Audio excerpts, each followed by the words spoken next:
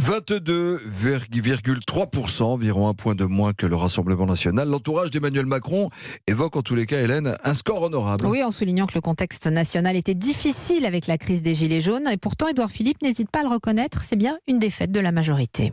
Pour ma part, j'accueille ces résultats avec humilité. Quand on termine deuxième à une élection, on ne peut pas dire qu'on l'a gagné.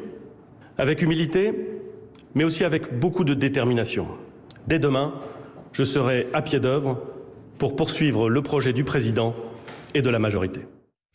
Voilà, le Premier ministre Édouard Philippe. Emmanuel Macron, qui s'était beaucoup impliqué dans la campagne, va-t-il être obligé de revoir sa politique ? La réponse est non, Jean-Rémy Baudot. Il n'y a pas de crise politique, clamait hier soir une ministre de premier plan. À l'Élysée comme au gouvernement, on explique, en marche numéro 2, d'accord, mais il n'y a pas eu de décrochage. Et les uns après les autres, conseillers et proches du président martèlent, pas de changement de cap, pas de pause, on continue et on accélère. Dans l'entourage du chef de l'État, on explique que les premiers résultats des réformes macronistes sont visibles sur le chômage, la croissance ou le pouvoir d'achat. L'heure ne serait donc pas à relâcher la pression. Montrer les effets de sa politique obsède le président, confie une proche du chef de l'État. C'est pourquoi Emmanuel Macron veut maintenir sa trajectoire et aller plus vite sur certains dossiers, notamment sur l'écologie. Ce sera l'un des piliers de ces prochains mois, promet un proche du Premier ministre.